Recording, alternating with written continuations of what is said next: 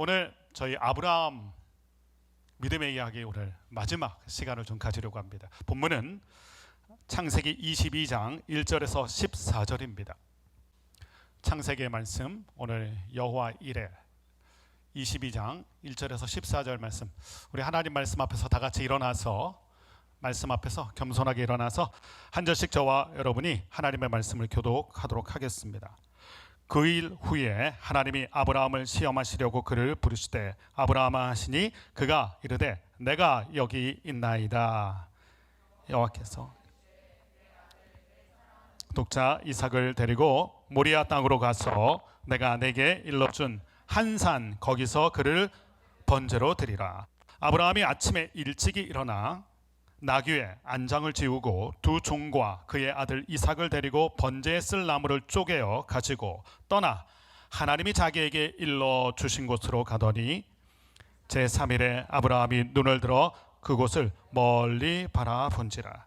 이에 아브라함이 종들에게 이르되 너희는 나귀와 함께 여기서 기다리라. 내가 아이와 함께 저기 가서 예배하고 우리가 너희에게로 돌아오리라 하고, 아브라함이 이에 번제나무를 가져다가 그의 아들 이삭에게 지우고 자기는 불과 칼을 손에 들고 두 사람이 동행하더니 이삭이 그 아버지 아브라함에게 말하여 이르되 내 아버지여 하니 그가 이르되 내 아들아 내가 여기 있노라.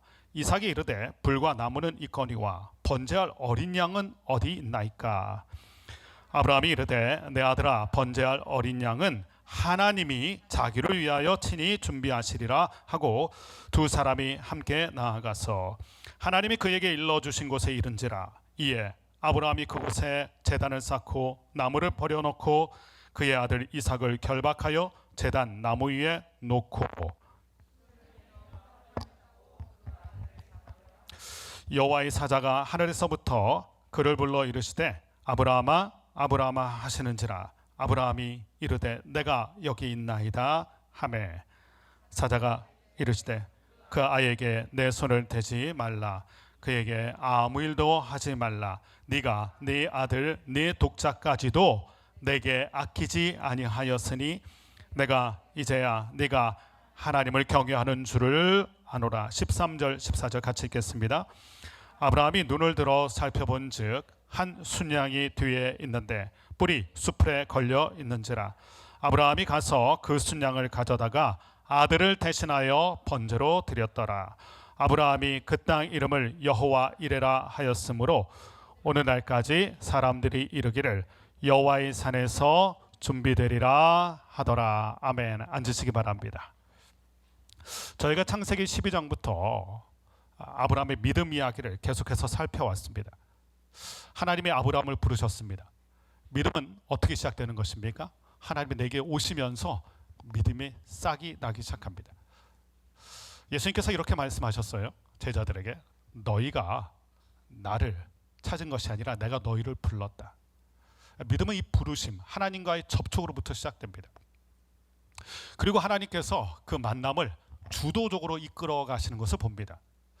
하나님이 믿음을 시작하시고 하나님께서 그 믿음을 성숙하고 완숙한 단계로 이끌어 가시는 모습을 우리가 아브라함을 통해서 계속 봅니다.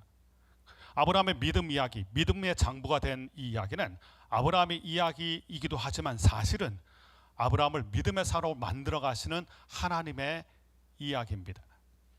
우리들도 마찬가지예요. 믿음의 여정을 걸어가는 우리들도 하나님이 우리에게 믿음을 시작하시고 우리의 믿음을 이끌어 가시는, 그래서 믿음 이야기는 전적으로 하나님 이야기인 것을 우리가 이 아브라함을 통하여 계속해서 봅니다. 아브라함의 믿음이 순탄한 길을 걸었던 것은 아닙니다. 그의 믿음이 연약해지기도 하고 그의 믿음의 길에서 어려움을 겪기도 하고, 그러나 하나님의 신실하심이 그를 이끌어서 오늘 말씀 보면 그가 믿음의 절정기를 이루는 장면이 나옵니다. 그가 믿음의 조상, 믿음의 장부가 되는 그 모습이 오늘 그의 믿음의 하이라이트가 등장하는데 어떻게 보면 믿음의 방점을 찍는 순간입니다. 그렇다면 우리가 이 장면에서 몇 가지를 보게 됩니다.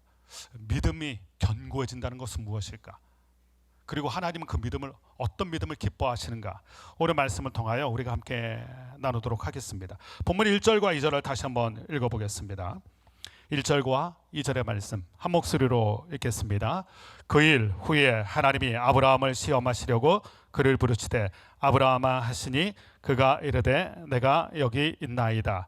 여호와께서 이르시되 내 아들 내 사랑하는 독자 이삭을 데리고 모리아 땅으로 가서 내가 내게 일러준 한 산 거기서 그를 번제로 드리라. 하나님께서 아브라함에게 나타나셨던 장면들 다시 한번 생각을 해보세요. 그때마다 하나님께서는 아브라함에게 귀한 선물과도 같은 말씀을 주셨습니다. 갈대아 우를 떠나게 하신 믿음을 시작하신 하나님과의 만남이 있었고, 또 조카 롯이 떠나갔을 때 그 헛헛한 마음을 위로하시면서 걱정하지 마라, 내가 있지 않냐, 너에게는 내가 있다. 하나님께서 그 아브라함의 마음을 붙들어 주셨고, 또 자녀가 없는 아브라함에게 나타나셔서 약속의 자녀를 얘기하셨어요. 그러면서 믿음을, 무별과 같이 큰 민족을 이루겠다는 그 믿음을 붙잡아 주시고, 또 소돔과 고모라가 멸망할 때는 찾아오셔서 너는 내 친구니까 내게 이 친밀함 가운데는 비밀이 없다, 넌 내 친구다, 그것을 하나님께서 알려주셨습니다. 이번에도 하나님이 나타나셨어요. 아브라함의 마음에 기대하는 마음이 있었겠죠. 이번엔 또 어떤 귀한 소식을 들려주실까, 잔뜩 기대하는 마음으로 하나님을 맞이했을 텐데, 아브라함이 들었던 건 정말 말 그대로 마른 하늘의 날벼락 같은 소식을 듣게 됩니다. 좀 전에 읽은 말씀처럼 내 사랑하는 독자, 너의 사랑하는 독자 이삭을 번제로 바치라. 아마 귀를 의심했을 거예요. 내가 지금 무슨 소리를 들은 것인가, 이게 정말 하나님의 음성인가 싶을 정도로 청천벽력과도 같은 말씀을 들었어요. 네가 정말 사랑하는, 목숨보다 더 사랑하는 그 독자 이삭을 바치라. 차라리 너를 바치라 하면 쉬웠을 거예요, 아브라함이. 그런데 자기 자신보다 소중한 독자 이삭을 바치라. 너무 가혹하죠. 너무 납득이 안 되는 말씀이에요. 제일 야속한 것 중에 하나가 줬다 뺏는 거예요. 하나님이 주신, 하나님의 약속의 자녀잖아요. 근데 하나님이 그 이삭을 다시 뺏어 가신다는 거예요. 요즘 그 젊은 세대들이 재미난 말 많이 하는데 이런 말이 있어요. 젊은 세대들 가운데 있었는데 없었습니다. 여러분 들어보셨어요? 굉장히 허무한 거죠. 사실 지금 아브라함 상황이 그거잖아요. 아브라함이 만들어낸 자녀가 아니라 하나님이 주신, 그것도 약속의 자녀로 주신 게 이삭이었어요. 근데 그 이삭을 다시 달라고 말씀하시는 거예요. 바치라. 하나님께 드리는 제물로 바치라. 이런 경우에는 믿음이 생기기는커녕 있던 믿음도 없어지게 되는 위기입니다. 굉장한 위기죠. 하나님을 향한 믿음으로 걸어왔던 길인데 그 믿음이 공든탑을 세워가는데 아예 그냥 무너져 버릴 만한 상황이 지금 아브라함에게 펼쳐진 것입니다. 근데 여기서 우리가 이 말씀에서 좀 집중해 볼 게 있어요. 하나님께서 이렇게 얘기하셨어요. 아브라함을 시험하시려고 이렇게 말씀하셨다. 아브라함을 시험하시려고 이렇게 말씀하셨다. 여러분 기억해야 됩니다. 하나님이 우리를 시험하세요. 우리가 진짜인지, 우리가 정말 믿음으로 걸어가고 있는지 하나님이 툭 건드려 볼 때가 있어요. 시험하실 때가 있어요. 이 시험이 있기 전엔 사실 우리는 실력이 드러나지 않아요. 여러분 왜 시험이 중요합니까? 시험을 보면 실력이 드러나거든요. 그래서 하나님께서 이 아브라함의 믿음을 시험하신 것입니다. 그럼에도 불구하고 우리는 시험이란 단어를 싫어해요. 시험이란 단어 때문에 시험 많이 들잖아요. 근데 성경은 시험이란 단어를 두 가지 용도로 씁니다. 첫 번째는 하나님의 시험, 하나님의 테스트. 두 번째는 마귀의 유혹. 이것도 시험이란 단어를 쓰죠. 이건 temptation. 테스트가 있고 temptation이 있어요. 둘 다 시험이란 단어를 쓰고 있죠. 마귀의 시험은 어떻습니까? 그 시험은 우리를 멸망시키고 우리의 믿음을 연약하게 만드는 시험입니다. 우리를 넘어뜨리는, 예를 들면 요셉이 보디발의 아내의 유혹을 당했던 것, 이게 마귀의 시험이죠. 이 시험은 우리의 믿음을 무너뜨리는 영적 사망에 이르게 하는 것입니다. 그러나 오늘 등장하는 하나님의 시험은 달라요. 야고보서 1장 3절에 이렇게 돼 있어요. 믿음의 시련, 믿음을 위한, 믿음을 견고하게 만드는 시련, 그러니까 믿음을 단련시키는 믿음의 시련, 이것이 하나님의 시험이에요. 이 시험은 야고보서 1장 12절 말씀 보면 우리로 생명의 면류관을 얻게 한다. 마귀의 시험은 절망과 멸망으로 가는 것이지만 하나님의 시험은 우리로 생명의 면류관에 이르게 하고 우리를 믿음의 장부로 세워가는 시험이에요. 우리가 중요하게 붙들어야 될 것, 이게 하나님의 시험이었고, 우리도 믿음의 길을 걸어가는 우리도 하나님의 이 시험을 봐야 하는 시기가 반드시 있다는 것입니다. 그래서 우리가 먼저 기억을 해야 돼요. 또 한 가지, 하나님의 시험의 특징이 있어요. 자, 이걸 우리가 곤란하게 되는 상황인데, 하나님의 시험은 내가 가장 아끼는 그 무엇을 통하여 옵니다. 하나님 얘기하셨죠. 네 사랑하는 독자 이삭, 이것만큼은 양보할 수가 없어요, 사실. 아브라함이. 근데 하나님이 시험하실 때는 어떻게 시험하신다고요? 내가 가장 아끼는 그 무엇을 통하여 시험하세요. 아브라함에게 보물 1호가 뭘까요? 아브라함이 가진 게 많았어요. 소떼도 있고 양떼도 있고 하인도 있고 믿을 만한 사람도 있고. 그러나 아브라함에게 보물 1호는 단연코 독자 이삭이죠. 이스마엘을 달라 했으면 쉬웠을 거예요. 소떼를 달라, 양떼를 달라 쉬웠을 거예요. 그러나 가장 아끼는, 이것만은 내가 양보할 수 없다, 이것만은 내가 포기할 수 없다, 그 이삭을 통하여 하나님이 시험하세요. 우리도 마찬가지예요. 하나님이 우리의 믿음을 건드려 보실 때는 우리가 도저히 놓기 힘든, 어떻게 우리의 생명보다도 또 귀중한, 내가 가장 아끼는 그 무엇, 그것을 통하여 믿음의 시험을 하세요. 이것이 우리를 곤혹스럽게 만들어요. 이게 하나님의 시험이었다는 것과 하나님의 시험의 특징이 내가 가장 사랑하고 내가 가장 아끼는 그 무엇을 통하여 시험이 온다는 것, 이것을 우리가 본문 1절과 2절의 말씀을 통하여 깨닫게 돼요. 여기서 중요한 게 아브라함의 반응입니다. 아브라함이 그 말씀에 즉각적으로 반응을 해요. 노라고 반응한 것도 아니고 변명을 하거나 토를 달은 것도 아니에요. 하나님께서 그 말씀하신 거에 아브라함이 순종을 결단해요. 어떻게 이런 일이 가능했을까요? 오늘 말씀 전반적으로 흐르는 것이 한 가지 있어요. 아브라함이 이삭을 바칠 수 있었던 것, 하나님의 말씀에 순종할 수 있었던 이유 중에 하나는, 가장 큰 이유는 하나님이 주셨기 때문에 하나님의 것이다, 이 마음이 있었기 때문이에요. 이삭은 하나님이 주셨기 때문에 이삭은 하나님의 것이다. 여러분 꼭 기억해야 돼요. 하나님이 주셨으면 하나님의 것이에요. 아브라함이 이삭을 키운다고 이삭이 아브라함의 것 아닙니다. 내가 가지고 있고 내가 품고 있다고 내 소유라고 내 게 아니에요. 여러분 믿음은 그래서 어떻게 보면 자기 부인과 자기 포기예요. 내가 강한 사람이 믿음이 강할 리가 없어요. 이삭이 하나님이 주신 자녀고 또 하나님께서 원하시다, 하나님의 것이다, 이것을 인정하는 것, 이것이 아브라함의 믿음인 것을 오늘 우리가 고백하게 돼요. 보게 돼요. 여러분 비슷한 고백을 했던 귀한 믿음의 사람이 욥기에 등장하죠. 욥이 사랑하는 모든 걸, 자랑하고 싶은 모든 것 다 뺏겼습니다.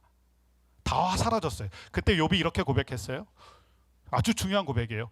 주신 자도 여호와시요 취하신 자도 여호와시니 그 다음 여호와의 이름이 찬송을 받으실지니이다. 욥이 이렇게 고백하지 않았어요. 하나님이 다 뺏어갔다 이렇게 고백하지 않았어요. 우리는 내가 품고 있던 또 내가 자랑할 만한 모든 어떤 것이 사라지게 되면 우리가 자주 고백해요. 하나님 왜 이러세요? 이런 고백 많이 해요. 하나님 왜 나한테 이렇게 하세요? 욥의 고백과 아브라함의 고백을 보면 하나님이 주신 것이니 하나님의 것입니다. 여러분, 이게 믿음의 실체예요. 하나님을 철저하게 인정하는 것, 하나님이 주인 되신 걸 인정하는 것. 갈등은 됐겠죠. 수많은 갈등의 밤을 보냈을 거예요. 이 이야기를 듣는 다음부터 번민과 고뇌의 밤을 지냈을 거예요. 그러나 이 아브라함이 결코 놓치지 않았던 것은 하나님이 주신 것이기 때문에 하나님의 것이다. 여러분, 믿음이란 무엇입니까? 하나님이 주인이신 것 인정하는 거예요. 이게 인정이 안 되면 하나님 앞에 믿음으로 나아가기 힘듭니다. 우리도 그런 생각 많이 해요. 내 거, 내 자녀. 근데 믿음의 사람이 고백하는 건 내 것이 아니라 이게 하나님의 것이고 내 자녀가 아니라 하나님의 자녀인 것을 고백하는 것.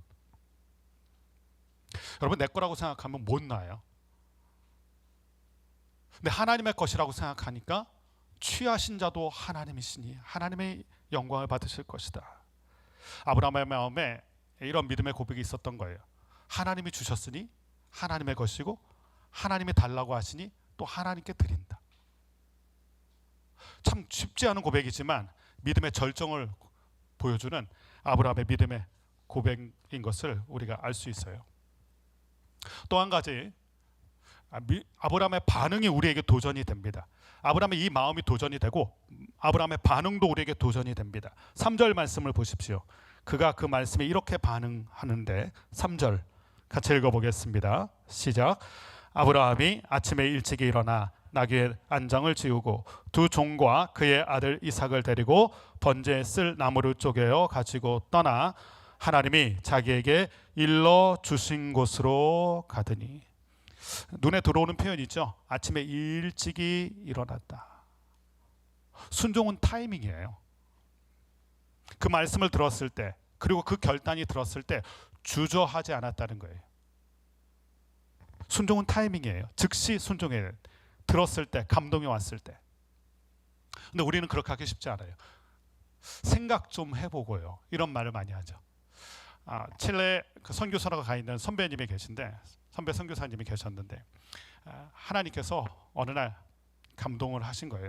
너 선교하겠다고 나한테 얘기하지 않았니? 근데 그분이 목회를 잘하고 계셨거든요. 한국에서. 하나님이 그 말씀을 주셨을 때 이런 생각이 든 거예요. 하나님, 지금 이렇게 목회도 이제 자리 잡았고 자녀들도 이제 커서 자녀들도 좀 키워야 됩니다. 생각 좀 해볼게요. 생각 좀 해볼게요. 하나님이 선교지로 떠날 마음을 강하게 주셨는데 그런 마음이 든 거예요. 지금 떠날 때가 아닌데, 지금 좀 안정이 됐는데 좀 더 누려야 되는데 생각 좀 해볼게요. 그때 하나님이 그분에게 다시 말씀하신 거예요. 생각은 내가 많이 했다. 생각은 내가 많이 했다. 하나님 우리에게 뭔가 말씀하실 때 그냥 말씀하신 게 아니에요. 우리를 너무 잘 아시는 하나님이 생각을 하시고 여러 계획을 하시고 우리에게, 하나님도 이 말 쉽게 하신 게 아니거든요. 아브라함에게 독자 이삭을 바치라는 거 하나님 쉽게 하셨을 리가 없어요.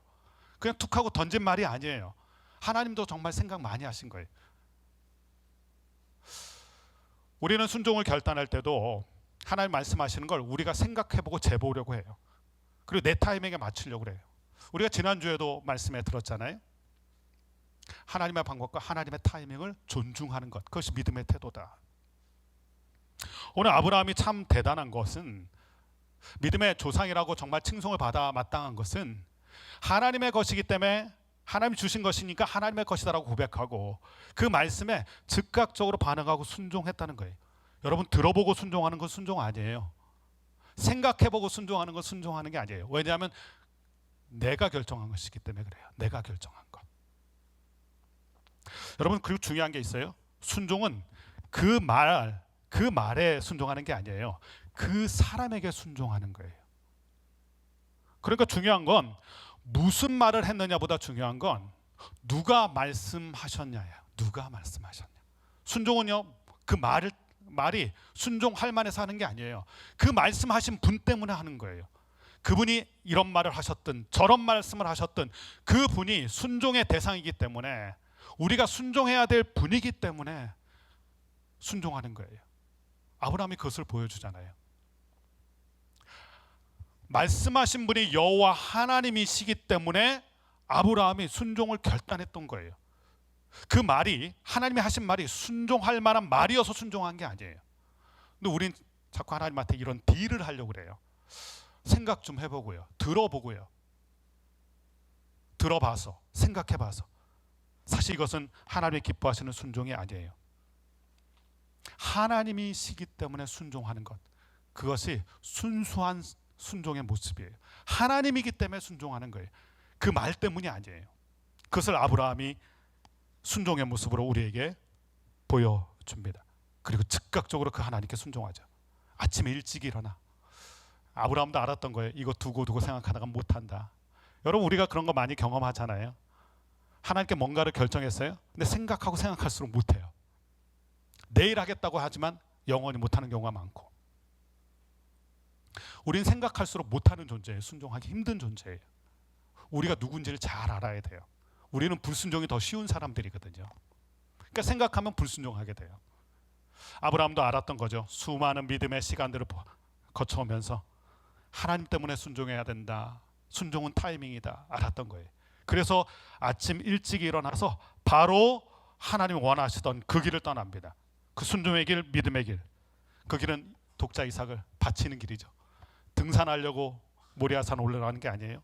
번제물로 바치기 위해서 3일 길을 걸어가게 돼요. 4절에서 6절의 말씀을 보십시오. 그 길을 걸어가는 아브라함과 이삭의 모습인데, 4절부터 6절의 말씀 같이 읽겠습니다. 시작. 제3일에 아브라함이 눈을 들어 그곳을 멀리 바라본지라. 이에 아브라함이 종들에게 이르되 너희는 나귀와 함께 여기서 기다리라.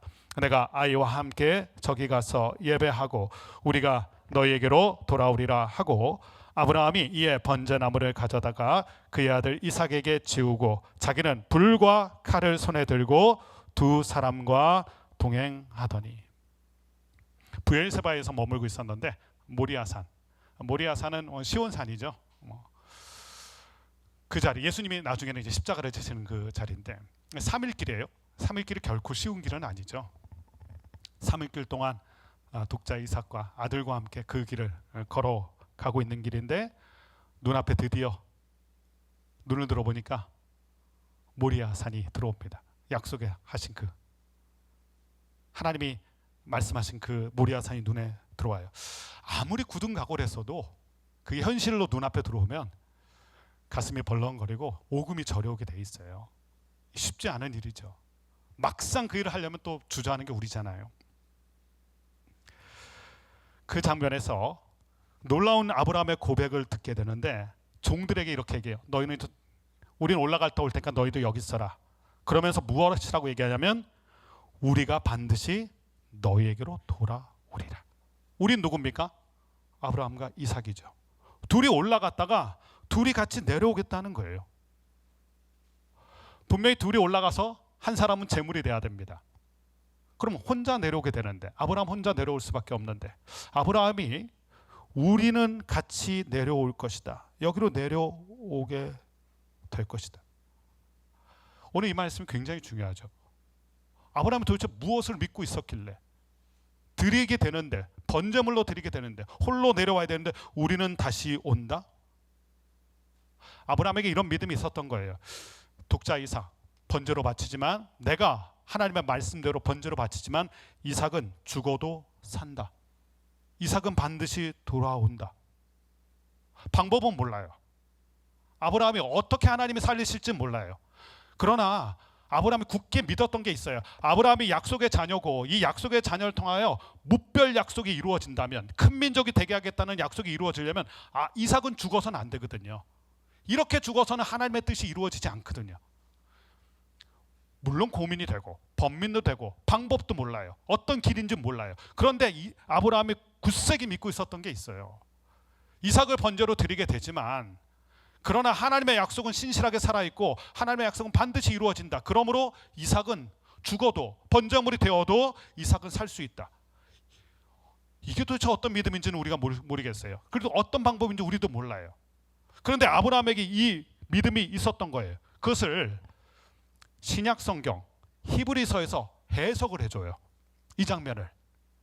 히브리서 말씀으로 한번 가보겠습니다. 히브리서 11장 17절부터 19절의 말씀 보면 이 장면을 히브리서 말씀이 해석을 해줘요. 히브리서 11장 17절부터 19절 말씀을 같이 한번 읽어보겠습니다. 시작. 아브라함은 시험을 받을 때에 믿음으로 이삭을 드렸으니 그는 약속들을 받은 자로 돼 그 외아들을 드렸느니라. 그에게 이미 말씀하시기를 내 자손이 칭할 자는 이삭으로 말미암으리라 하셨으니 그가 하나님이 능히 이삭을 죽은 자 가운데서 다시 살릴 줄로 생각한지라. 비유컨대 그를 죽은 자 가운데서 도로 받은 것이니라. 아브라함이 이런 생각을 했다는 거예요. 하나님은 능히 번제물로 잡아 죽인 이삭을 능히 다시 살리실 줄로 생각하였다. 우린 묻게 돼요. 어떻게 살릴 건데? 죽었는데 어떻게 살릴 건데? 그리고 우린 결론에 이르죠. 절대로 이런 일이 일어나지 않는다. 죽었는데 어떻게 사니? 이런 생각을 하죠. 홍해 앞에서 이스라엘 백성이 모세에게 원망하고 불평합니다. 하나님의 구원이 있다고 얘기하는데 어떻게 구원하실 건데? 앞에는 홍해인데 뒤에는 애국 군대인데 길이 없는데 방법이 없는데 우린 길이 없고 방법이 없으면 이런 투정을 해요. 하나님 도대체 어떻게 하실 건데요? 어떻게 구원하실 건데요? 어떻게 살리실 건데요? 근데 여러분 중요한 게 있어요. 그 하나님의 길과 하나님의 방법은 우리 소관이 아니라 하나님이 하실 일이에요. 여러분 우린 방법을 찾는 사람들이 아닙니다. 방법을 찾으면 방법이 없어요. 길을 찾으면 길이 없어요. 어떻게 홍해 앞에 길이 있습니까? 어떻게 죽은 사람을 다시 살릴 방법이 우리에게 있습니까? 여러분 꼭 기억해야 돼요. 믿음의 사람은 길과 방법을 찾는 사람이 아니에요. 그것은 하나님 소관이에요. 하나님이 하실 일이에요. 그렇다면 우리는 무엇을 해야 될까요? 좀 전에 아브라함의 고백처럼 그 하나님 믿는 수밖에 없어요. 우리에게 길이 되시고 그 방법을 행하시는, 그 역사를 행하시는 하나님에 대한 믿음. 그래서 우리가 해야 될 일은 방법과 길을 찾는 게 아니라 하나님을 붙드는 거예요.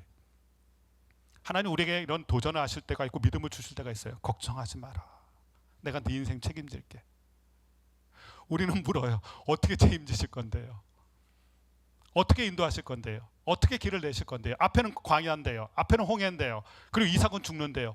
어떻게 할 건데요? 라고 우린 질문해요. 근데 아브라함 보면 그런 질문이 없어요. 오히려 능히 다시 살리실 줄로 하나님을 믿었다. 자, 그렇다면 앞이 보이지 않을 때 우리가 해야 될 건 뭘까요? 어떤 길을 주실 건데요? 어떤 방법을 하실 건데요? 물으면 안 돼요. 오히려 아브라함의 믿음처럼 능히 하나님이 그 일을 행하실 줄로 믿었다. 이런 때일수록 우리가 필요한 게 하나님에 대한 믿음이에요. 오늘 아브라함이 계속해서 보여주는 게 있죠. 하나님에 대한 믿음이에요. 그 말에 대한 순종이 아니라 하나님에 대한 순종이고 그 방법과 그 길을 찾는 게 아니라 하나님을 붙드는 것. 아브라함의 믿음이 믿음의 장부가 된 것을 이 장면에서 우리가 계속해서 추적하며 보게 되는 것입니다. 이미 아브라함은 경험한 게 있어요. 하나님 어떻게 하실 건데요? 사라하고 아브라함 자신을 보면서 우리는 죽은 몸과 같은데 어떻게 자녀가 생깁니까? 그래서 어이가 없어서 어처구니가 없어서 실소를 했잖아요. 웃었잖아요. 하도 어이가 없어서 웃은 거거든요. 그런데 죽은 몸과 같은 사라와 아브라함에게서 이삭이 태어났잖아요. 이미 한번 경험한 거예요. 이미 은혜에 대한 체험이 있어요. 능력에 대한 체험이 있어요. 지난주에 설교, 구목사님 설교 중에 그런 얘기 있었죠. 체험, 그것이 우리의 믿음의 선순환을 이룬다. 그래서 혹자들은 이렇게 얘기하죠. 기독교는 체험의 종교다. 왜 체험이 중요합니까? 아브라함이 죽은 몸과 같은 그 몸에서 생명의 역사를 이삭을 통해 눈으로 봤잖아요. 그러니까 이삭을 바치라. 근데 이삭은 분명히 약속의 자녀이기 때문에 다시 살릴 것이다. 이 믿음이 있는 거예요. 죽지만 이삭은 산다. 부활신앙이라고 그러죠. 부활신앙. 이것이 아브라함에게 분명히 있었던 거예요. 하나님이 주셨으니 하나님의 것이고 나에게 길과 방법이 없지만 약속의 자녀로 무뼈를 이루시겠다, 큰 민족을 이루시겠다는 하나님의 약속이기 때문에 이삭을 번제로 바치지만 이삭은 죽지 않는다. 논리론 설명이 안 돼요. 과학으로는 설명이 안 돼요. 이론으로는 설명이 안 돼요. 그러나 하나님의 약속만 붙들고 하나님만 붙들었던 거예요. 그래서 그가 하인들에게 우린 다시 돌아온다. 이삭과 함께 돌아올 것이다. 이렇게 말을 남겼던 것입니다. 믿음의 성숙이란 이거예요. 길과 방법이 우리를 믿음을 키우는 게 아닙니다. 하나님을 붙잡고 있을 때 하나님이 길이 되어 주시는 것을 경험하고, 하나님을 붙잡을 때 하나님이 능히 이루시는 것을 보면서 인간적으로 이게 불가능한데, 그런데 하나님이 이루시는 것을 보면서 우리의 믿음이 성숙해지는 거예요. 그것을 아브라함이 경험했고 아브라함이 고백하고 있는 것입니다. 그러면서 그 문제의 장면이 나와요. 번제 드리는 장면. 아마 구약 성경에서 많은 스토리 중에 가장 손에 땀을 쥐게 하는, 가장 긴박한 드라마틱한 장면이 오늘 이 모리아 산에서 이삭을 번제로 잡는 장면인데, 9절부터 12절 말씀을 한번 같이 말씀을 읽어보겠습니다. 9절부터 12절 말씀 같이 읽겠습니다. 시작. 하나님이 그에게 일러주신 곳에 이른지라. 이에 아브라함이 그곳에 제단을 쌓고 나무를 버려놓고 그의 아들 이삭을 결박하여 제단 나무 위에 놓고 손을 내밀어 칼을 잡고 그 아들을 잡으려 하니, 여호와의 사자가 하늘에서부터 그를 불러 이르시되 아브라함아 아브라함아 하시는지라. 아브라함이 이르되 내가 여기 있나이다 하매, 사자가 이르시되 그 아이에게 내 손을 대지 말라, 그에게 아무 일도 하지 말라. 네가 네 아들 네 독자까지도 내게 아끼지 아니하였으니 내가 이제야 내가 하나님을 경외하는 줄을 아노라. 불과 나무 한 가지가 없죠. 제물로 드려야 되는 어린 양이 없어요. 그리고 이삭과 함께 올라갑니다. 그리고 이삭을 번제로 드리려고 잡으려고 해요. 자, 여기서 우리가 아브라함의 모습만 봤는데 이삭을 한번 생각해 봐야 돼요. 이삭이 이때 어린 나이가 아닙니다. 역사학자 요세프스에 의하면 20대 중반, 25 정도의 나이. 유치원생 끌어다가 이렇게 하는 게 아니에요. 힘으로 막 눌러서 한 게 아니에요. 이삭이 20대 중반의 혈기왕성한 청년입니다. 사리분별도 잘 되고 있고요. 뭐 뻔하지 않습니까? 지금 상황이, 돌아가는 상황이. 자기를 잡으려고 하는 아버지를 봐요. 그리고 이삭이 그 번제에 쓸 나무를 다 지고 올라가고 있는 거거든요. 이 모든 상황을, 돌아가는 상황을 보면서 이삭은 지금 알고 있어요. 나를 번제로 바치려고 하는구나. 다 지금 눈치채고 있는 거죠. 그리고 아브라함이 칼을 들어서 잡으려고 해요. 그동안에 아브라함과 이삭의 관계는 다정한 아버지였어요. 근데 지금 상황을 보면요, 무정한 아버지요, 비정한 아버지예요. 자, 여기서 이삭이 딴 마음을 먹었다면 어떤 일이 펼쳐졌을까요? 힘으로 하면 지금 아브라함은 이삭을 이길 수가 없어요. 그리고 감정을 따져도 지금 쉽게 납득이 안 되는 상황과 감정들이에요. 잘못하다가는 아브라함이 이삭을 잡으려다가 이삭이 정말 아브라함을 고려장 시키고 올 수 있는 상황이에요. 상황은 이삭에게 불리한 상황이 아닙니다. 오히려 이삭에게 더 유리한 상황이죠. 그런데 놀라운 건 이삭의 고백이에요. 이삭이 뭐라고 고백하냐면 내 아버지여, 이렇게 고백하죠. 내 아버지여. 오늘 본문에 보면 이삭이 내 아버지여, 이런 상황에서 사실 내 아버지여 이런 고백이 안 나오죠. 사실 상황으로 보자면 이런 아버지는 아버지도 아니다. 당신이 내 아버지냐? 아버지가 이럴 수 있느냐? 이럴 만한 상황이잖아요. 그런데 아브라함의 믿음만큼 빛나는 게 사실 이삭의 순종이에요. 내 아버지요. 그리고 마치 어린 양이 순순히 자신을 내어 맡기는 것처럼, 묵묵히 어린 양처럼 아무 얘기가 없어요. 마치 십자가에 묵묵히 달리신 예수님도 겟세마네 동산에서 이 잔을 좀 옮겨주십시오 간청했지만 나중에 뭐라고 고백합니까? 아버지의 원대로 되기를 원하는 나이다. 그리고 십자가에서도 예수님이 계속 고백한 게 아버지였어요. 이런 위기 상황이라고 해서 아버지를 놓치지 않았다는 거거든요. 이삭도 그것을 보여주죠. 이게 오버랩 되는 것 같아요. 이런 아브라함과 이삭, 그리고 이 다급한 순간, 그리고 정말 아브라함은 이삭을 드리려고 했어요. 그때 다급한 음성이 들리죠. 이 말씀이 중요한데, 네가 내 아들 내 독자까지도 내게 아끼지 않았다. 이 말씀이 정말 충격적이에요. 그러니까 아브라함에게 더 중요했던 게 누굽니까? 하나님이었죠. 내게 아끼지 않았다. 네가 사랑하는 독자마저도 내게 아끼지 않았다. 아브라함에게 이삭도 참 중요하지만 아브라함에게 더 중요했던 것은 하나님이었어요. 어떻게 이 시험을 통과할 수 있었을까? 이 시험을 통하여 하나님 무엇을 원하시는 것일까? 그리고 믿음의 장부가 된다는 것은 무엇일까를 우리가 깨닫게 돼요. 아브라함이 하나님을 놓치지 않고요, 아브라함의 인생에서 가장 중요한 분을 하나님이라고 고백했다는 거예요. 그래서 하나님 얘기하세요. 이제야 네가 나를 경외하는 줄을 아노라. 사람들은요, 소중한 거 건드려 보면 본색이 드러납니다. 소중한 걸 건드려 보면 그 사람의 실체를 알게 돼요. 아브라함의 본색이 드러나는 거죠. 하나님으로 가득 찬 게 드러나요. 자신의 자존심이 중요한 사람, 그 자존심 건드려 보면 그 사람이 어떤 사람인지 알게 돼요. 그 사람이 소중하게 붙드는 거 한번 딱 건드려 보면 그 사람 믿음의 실체를 알게 돼요.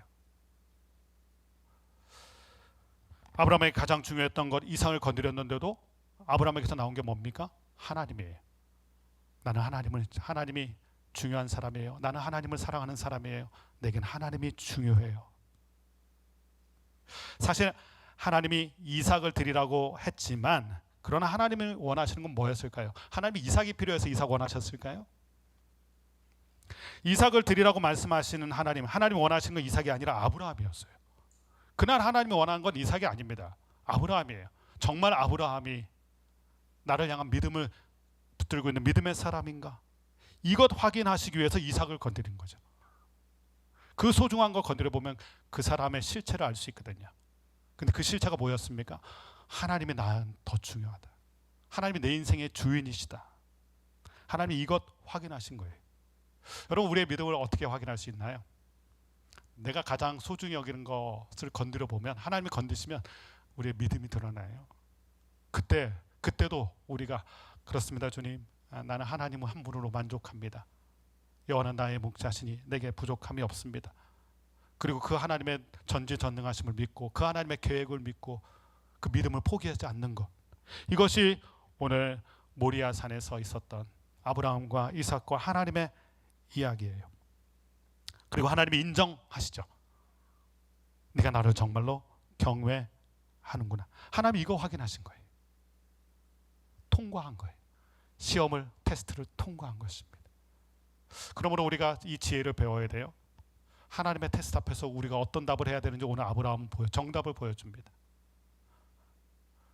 하나님을 내가 붙들고 있고 하나님을 경외하고 하나님을 사랑합니다. 그 어떤 상황이라 할지라도 하나님을 놓치지 않겠습니다. 이게 믿음의 테스트를 통과한 아브라함의 정답이에요. 자, 결론을 보십시오. 이 믿음을 통과한 자에게 주시는 축복이 있어요. 우리가 자주 이야기하는 여호와 이레입니다. 13절 14절 말씀, 마지막 절 말씀을 같이 한번 읽어보겠습니다. 13절과 14절입니다. 같이 있습니다. 아브라함이 눈을 들어 살펴본즉 한 순양이 뒤에 있는데 뿔이 수풀에 걸려 있는지라. 아브라함이 가서 그 순양을 가져다가 아들을 대신하여 번제로 드렸더라. 아브라함이 그 땅 이름을 여호와 이레라 하였으므로 오늘날까지 사람들이 이르기를 여호와의 산에서 준비되리라 하더라. 난데없이 이 순양이 나타났어요. 분명히 없었는데 이 순양 어디서 나타난 겁니까?